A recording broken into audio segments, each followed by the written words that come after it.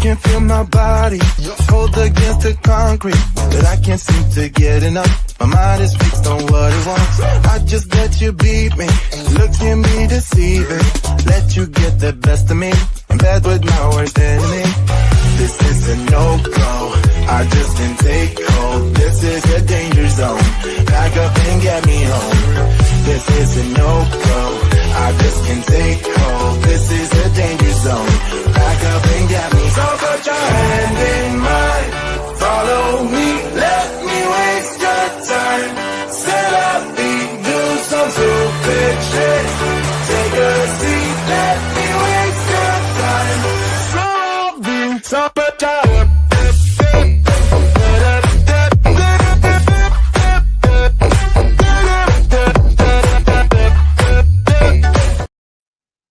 Hello, everybody. Welcome to the Lawyer's Den on the Pod TV network. I'm Nick Palavito. I'll be one of your lawyers looking at a Supreme Court case that recently came out called Mahmoud versus Taylor.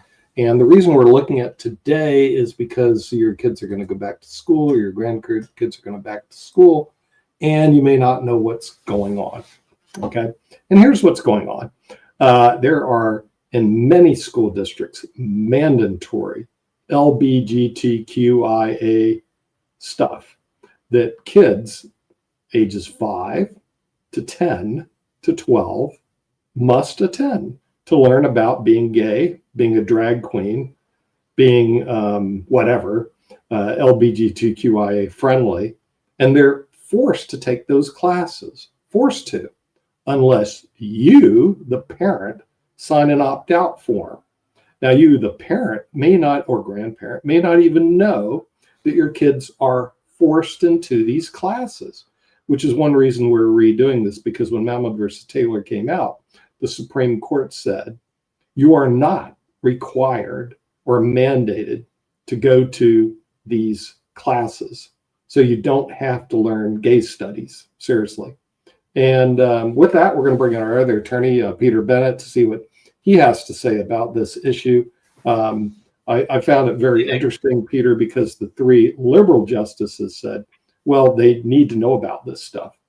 So 5-year-olds have to know about drag queens, lesbians, bisexuals, gay marriages. I mean, all that stuff is mandatory for a 5-year-old to a 10-year-old to learn. So the Supreme Court said, no, that's not true. But here's the problem. It's a practical problem. The viewers who are listening to this may not know they have to opt out. In other words, it's not like you're opting into it. They have to opt out. And if they don't take affirmative action and sign these opt-out forms and send it to their schools, their kids are going to be shuffled into drag queen classes. I mean, seriously. So I don't know what your thoughts are, Peter, but that's the reason you're here. What are your thoughts? Well, a few points. One, I'll talk about the opt-out and how it effectively works in real life, because the question is, will you get an opt-out form, even if you're supposed to? But first, I always start with the background of the case, which briefly, and then I get into the legal issues and ethical issues too, if there are some. So background, a group of parents in Montgomery County, Maryland, who are members of the Muslim, Catholic, and Ukrainian Orthodox faith, all sued the school board. They argued that the school board's policy, which removed the prior practice of allowing opt-outs from LBGTQ-themed books and discussions, violated their religious freedoms. So going back one point here, it wasn't just Christians, it was Muslims, Catholics, and Ukrainian Orthodox suing.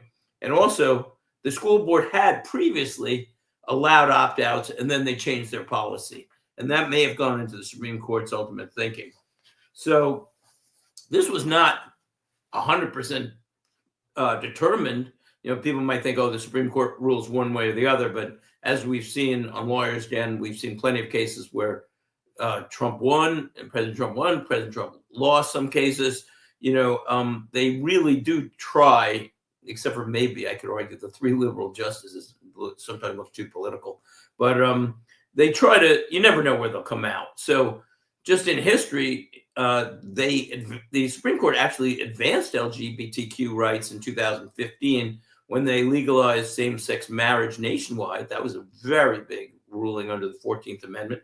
And in Bostock's Clayton 2020, they ruled that Title VII of the Civil Rights Act prohibits employment discrimination based on sexual orientation. So going in, the outcome wasn't certain. However, here we're dealing with kids, and I have a word about that too at the end, my own opinion. But so here's the decision in Mahmoud versus Taylor. They ruled that public schools must allow parents to opt their children out of instruction that presents a substantial burden to their sincerely held beliefs. The ruling was 6-3. They found that the Maryland County School District violated the parents' First Amendment religious freedoms by failing to provide opt-outs. And a footnote on that, in this case, it's government running the schools, and government's supposed to not be religion on either side, technically, if you want to say there's separation of church and state, which is itself a different argument, which would be another show. So the decision affirmed the parents' constitutional right to direct the religious upbringing of their children.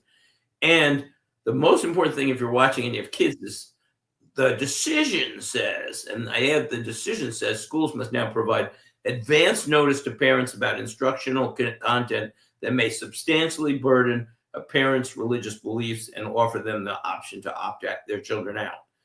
But they're supposed to, they must, according to the Supreme Court. But you have to keep an eye on this if you're concerned about it, because maybe they won't send the opt-out provisions. They're supposed to, but I wouldn't even blame a school district in this case, although they shouldn't be doing it in the first place, I would say, because I want to leave the kids alone. But the point is, not every school district is going to be following every Supreme Court decision and saying, this is what they said, so it has to filter down to them. But if you're concerned, you are entitled to an opt-out, and that will be very important if you are concerned about these issues, which are major. And I'll throw in my last 2 cents, which is leave the kids alone, is my personal opinion. There's a legal show, but you know what? 5-year-olds, 6-year-olds, 7-year-olds, I don't want them to learn about LGBTQ, and I don't want them to learn about sex, and I don't want them to learn about heterosexual sex, and I want them to try to have happy childhoods. Life is complex enough, and that's a period that many children at least have happy childhoods, and it helps form them as adults. And they, I'm not going to argue that all parents should notify, or schools should teach Santa Claus isn't, real to kindergartners either. It's like that. Leave that up to the parents. Leave the kids alone and let them, at least many of them have happy lives, hopefully. Nick? Yeah, what I was very concerned about is that it was a mandatory class. In other words, it wasn't like it was an optional class. This was a mandatory class that everybody had to attend. Now, what's happening to the American educational system? Oh, that's in other words, what happened to math? What happened to reading? What happens to science? What happens to engineering? Why aren't they mandatory classes? In other words, I think they are. But I don't think they're doing it some well. of them are in some are in some school districts. In other words, they require math, reading, writing, arithmetic, things of that nature. It's pathetic what's going on with okay, but now, I'm a chess player. We don't have mandatory chess classes in any schools because it's ridiculous. Not everybody likes the game. It's it's not for people. So why is this mandatory for kids? And the thing is, who are these school boards to think that they're going to put their social agenda first? It's not their job. So frankly, I was appalled that this actually even happened. And of course, it did go to the Supreme Court. I think the Supreme Court made the right decision. The thing is, drag queen studies is not a mandatory class for a 5-year-old. It will not make that person better, richer, stronger, or anything else. We're happy. And I looked at all their arguments. Their arguments are garbage. You might as well learn chess. And I heard the chess people saying, well, it makes you bigger, better, stronger. It doesn't. It's a game. Okay. Well, I think there's And more arguments for chess, developing yeah, a right. mind And chess isn't and not mandatory in any. affecting somebody's, not having to bring parent questions home to the parents and everything like that.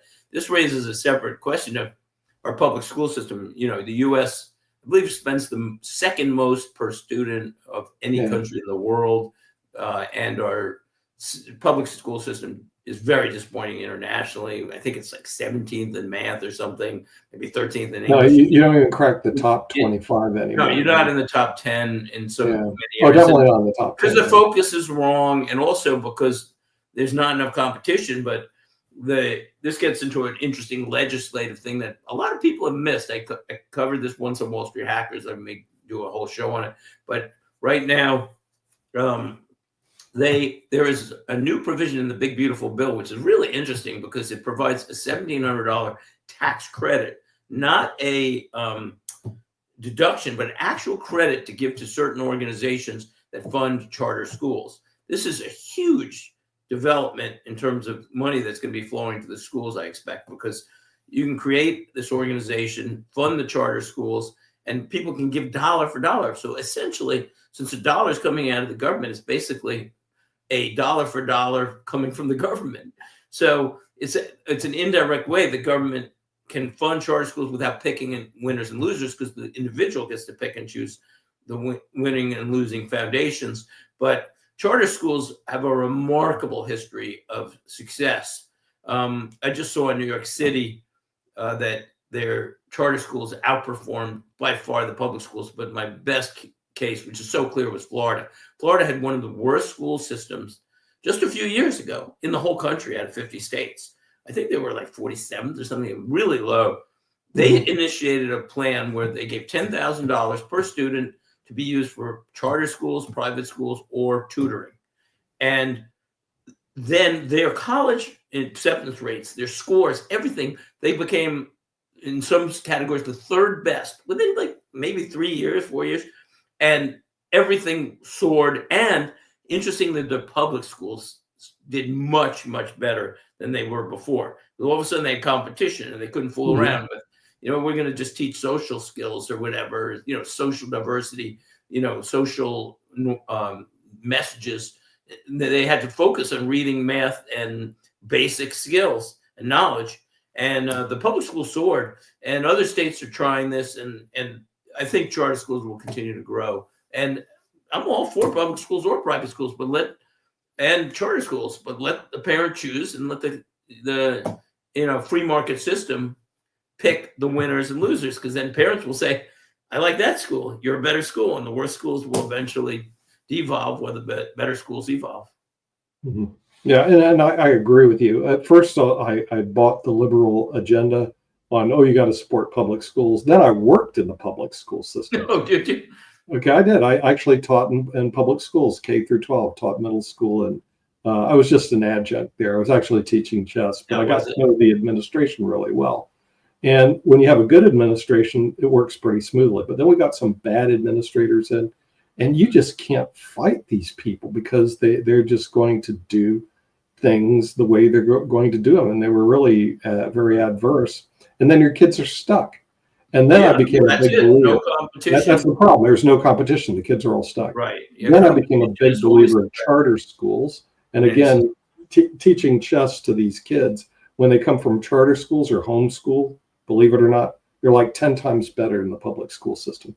So the public school system, K through 12, wins in the marketplace. Yeah, right. And the thing is, the because you know what, the fittest grow and survive and do better, and there's competition that can wipe out a poorly performing school. So they're also more serious about it. So the thing is, I'm definitely now I've changed my mind completely. I'm definitely for the charter school system. That's the way of the future, at least school system currently. And unfortunately, the public school system is failing internationally. They have PZ scores.